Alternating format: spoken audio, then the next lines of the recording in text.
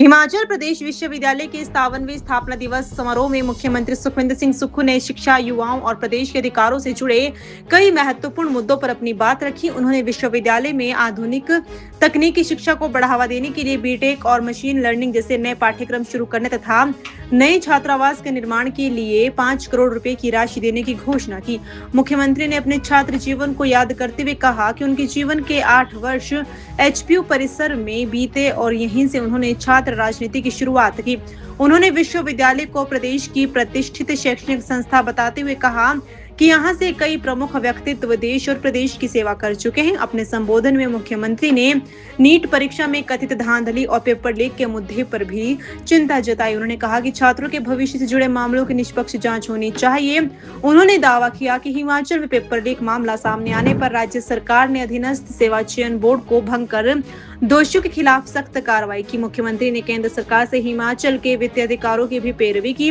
उन्होंने कहा कि राजस्व घाटा अनुदान बंद किया जाना प्रदेश के हित में नहीं है। साथ ही उन्होंने पर्यावरणीय सेवाओं के बदले उचित मुआवजा, 40 वर्ष पूरे कर चुकी जल विद्युत परियोजनाओं को राज्य को लौटाने अथवा उन पर 50% रॉयल्टी देने की मांग दोहराई। उन्होंने हालिया मानसूनी आपदा का जिक्र करते हुए बताया कि किन्नौर और कांगड़ा के शाहपुर क्षेत्र में बादल फटने और भारी बारिश से कई मकानों को नुकसान पहुंचा है। राज्य सरकार राहत एवं बचाव कार्य में जुटी है।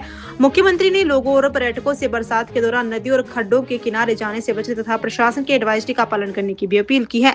मैं एक चीज कहना चाहता हूँ, पेपर लीक जहाँ बीजेपी की सरकारें होती वहां क्यों होता है? हिमाचल प्रदेश में बीजेपी की सरकार थी, जयराम ठाकुर जी मुख्यमंत्री थे, सबॉर्डिनेट सिलेक्शन बोर्ड से पेपर लीक होते थे, पेपर बेचे जाते थे।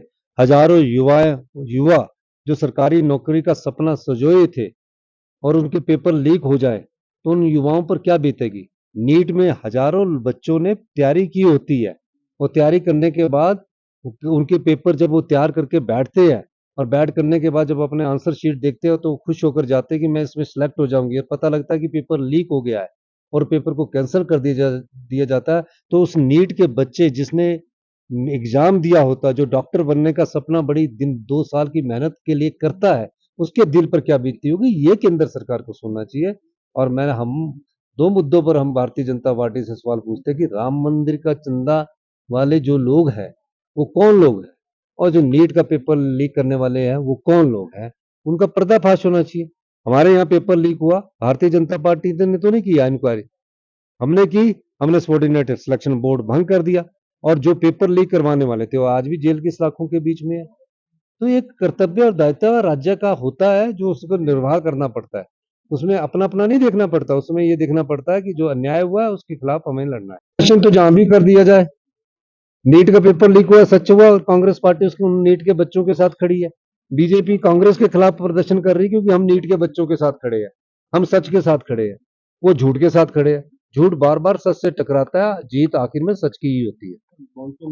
तो वो इस्तेमाल करने की जरूरत नहीं। राहुल गांधी जी राजनीतिक पार्टी के नेता है, विपक्ष मुख्य विपक्षी दल के सबसे बड़े नेता है।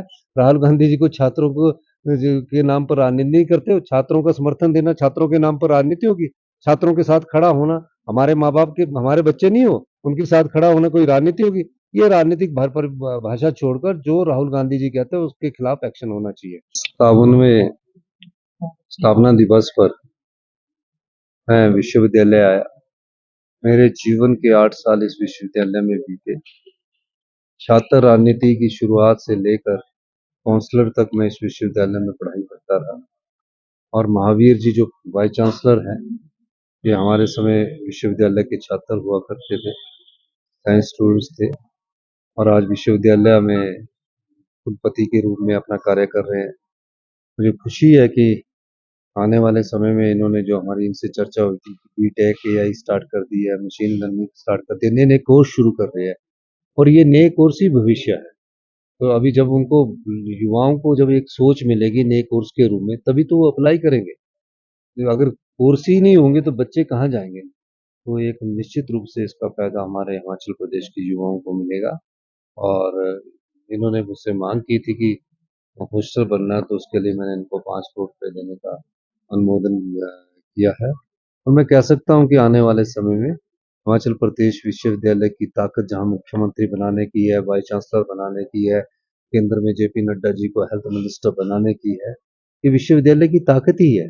इस विश्वविद्यालय की ताकत से शिक्षा ग्रहण करके और जो हमारे टीचर्स ने जो हमें उस समय गाइड किया, उस आधार पर अपने लक्ष्य की प्राप्ति, चाहे किसी राजनीतिक लक्ष्य की प्राप्ति हो या किसी और लक्ष्य की प्राप्ति हो, हिमाचल प्रदेश विश्वविद्यालय की जो ओल्ड एलुमनाइज है, वो हर जगह अपना स्थान बनाए हुए। सरकार ने आरडीजी बनकर जहाँ संविधान का तो उल्लंघन किया ही है, वहाँ हिमाचल जैसे पहाड़ी राज्य के साथ भी अन्याय किया है। आर्टिकल 275 के तहत यह आरडीजी हमारा अधिकार था। अब हम ये कह रहे हैं कि अगर आपने आरडीजी नहीं देनी है, जो तो सर्विसेज देते हैं इकोलॉजिकल सर्विसेज के रूप में, पानी, हवा, ये सब चीज़ों के रूप में हम सर्विसेज देते हैं। उसका 90,000 crore Indian institute of forest management ने अध्ययन किया है, वो हमें दे दे, वो भी नहीं देंगे। अब आपदा हम सहन कर रहे हैं, नदियों में बाढ़ आती है, हिमाचल प्रदेश के लोग सहन करते हैं, फिर हमारे साथ अन्याय क्यों है? हमारे जो पावर प्रोजेक्ट्स में, उसमें हमारी रॉयल्टी जो पावर प्रोजेक्ट फ्री हो गए हैं, जिसमें 40 साल पूरे हो गए हैं, उसमें 50% हमारे को तकरीबन 50% के करीब हमें फ्री रॉयल्टी दे और 40 साल बाद हमें वापस कर दे। हमें किसी आरडीजी की जरूरत नहीं है। जो हमारे अधिकार है उसका तो शोषण करना है, और जो हमारे अधिकारों से आय हो रही है, जो हमारी संपदा से आय हो रही है, उस संपदा की आय का अंश देने में अगर केंद्र सरकार हमारे साथ अन्याय करती है, तो गीता में लिखा है कि अन्याय सहना भी पाप है। नुकसान कहीं ज्यादा हुआ है। हाँ, मानसून में किन्नौर में और कांगड़ा के शाहपुर के बौ में तो तकरीबन 19 घर हमारे बह गए हैं। जो ये नुकसान हुआ, जो ये बादल फटा, ये दिन के समय हुआ। 2-3 महिलाओं को थोड़ी चोट आई है, सब कुछ बह गया है। जैसे ही मौसम ठीक होता मैं उस क्षेत्र में जाऊंगा, वहाँ के लोगों से मिलूंगा और वहाँ के हालात का जायजा लूंगा।